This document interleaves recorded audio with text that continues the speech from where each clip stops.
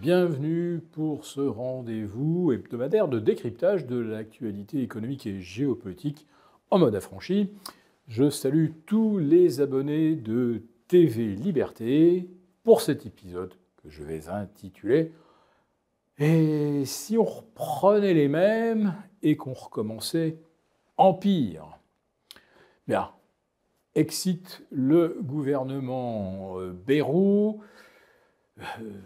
Le vote de confiance, logiquement, n'a pas été favorable. Et il va donc falloir maintenant trouver une solution politique à une situation de blocage de la France qui n'a pas commencé, en fait, avec l'échec de Bayrou à faire avancer le dossier de la réduction des déficits de la France. Ça avait commencé, en fait, bien avant même d'ailleurs l'épisode de Barnier, parce qu'en fait, le gouvernement n'avait plus de vraie majorité à l'Assemblée. Alors, il apparaît difficile de trouver un Premier ministre capable de former un gouvernement avec, on va dire, une forme de mansuétude de la part des diverses forces politiques. Mais on voit bien depuis quelques jours que le chef du PS, Olivier Faure, fait des offres de services réitérées, repris par les médias. Et ça me fait penser que, bien, depuis 2017, en fait, c'est le PS qui, quelque part, est au pouvoir. En effet, la plupart des députés dits macronistes En Marche, oui, bien sûr, je sais, le pays est à l'arrêt, étaient des transfuges du Parti socialiste. Ensuite, la majorité présidentielle a été renforcée avec tout ce qu'on a trouvé comme traître et ambitieux du côté de la droite molle, du centre qui ne manque jamais l'occasion d'aller à la gamelle. Et quand on fait le bilan aujourd'hui de ce que représente le Parti socialiste, dans les urnes, pas grand-chose, mais on a quand même un socialiste à la tête du Conseil constitutionnel, de la Cour des comptes. On a une socialiste à la tête de l'audiovisuel public français, et on a la compagne d'un leader du Parti socialiste à Bruxelles comme présentatrice du 20h, et je pourrais même aller plus loin en allant chercher tous les fils, cousins, etc., de personnalités socialistes et qui sont aujourd'hui présents sur les chaînes du service public ou les chaînes privées.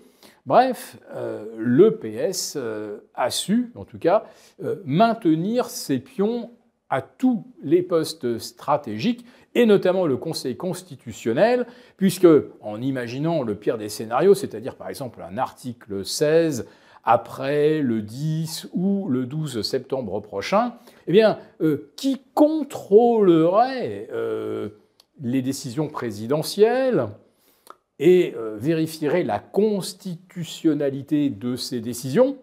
Justement, un Conseil constitutionnel complètement au service de Macron, qui a nommé, lui ou ses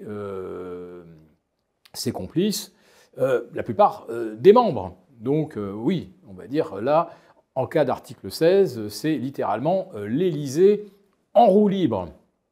Alors bien sûr, un article 16 enverrait un très mauvais signal aux créanciers, parce que l'article 16, ça veut dire que le pays est véritablement en crise et dans une situation quasi insurrectionnelle, ce que n'a même pas connu la Grèce en 2010 et 2011 avec sa mise sous tutelle du FMI. Bon, les finances de la France, certes, ne sont pas brillantes, mais enfin, n'oublions pas que 5,4% de déficit, c'est rien à côté des 7 et quelques des États-Unis, et on est au-delà également de ce genre de score dans des pays même comme le Japon. Voilà. Donc,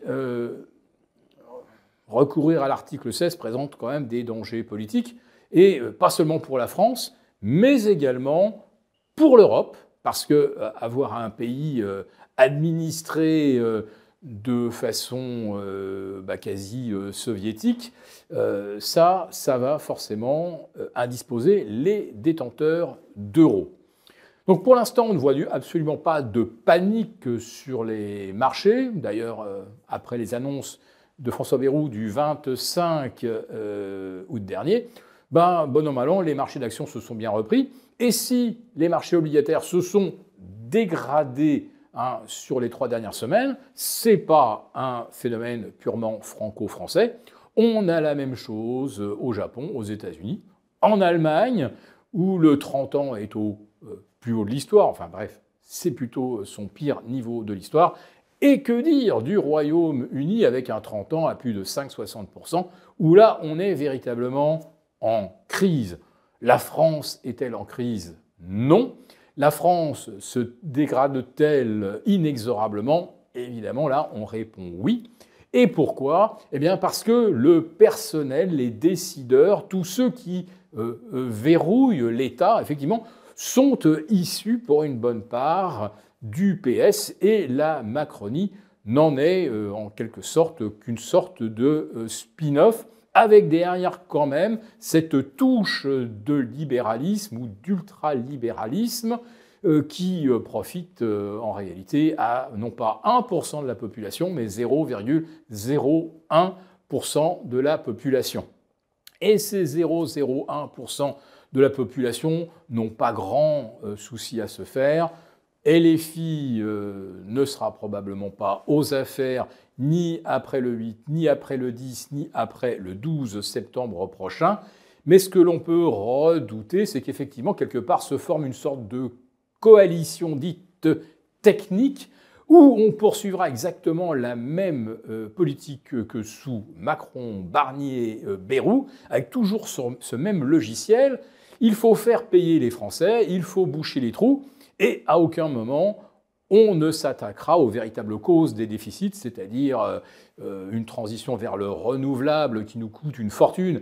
Et j'ajoute cette dernière trahison de François Bayrou, qui accepte finalement qu'un tiers des barrages d'EDF payés par les contribuables français soit finalement offert en quelque sorte à des concurrents d'EDF qui ne sont pas des producteurs d'énergie, qui vont le devenir grâce aux barrages, et qui sont surtout aujourd'hui de simples émetteurs de factures, de faux concurrents, de vrais parasites de ce secteur de la production d'énergie.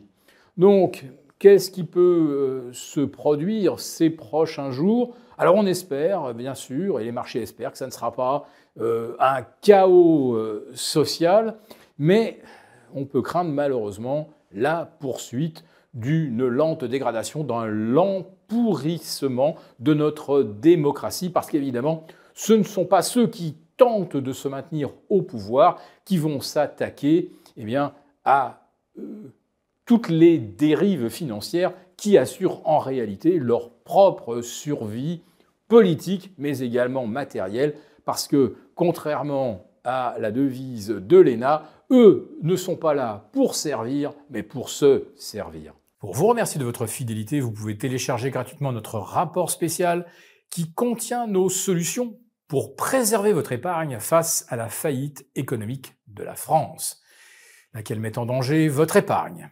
Il vous suffit de cliquer sur le lien en description pour l'obtenir gratuitement. Merci et à bientôt.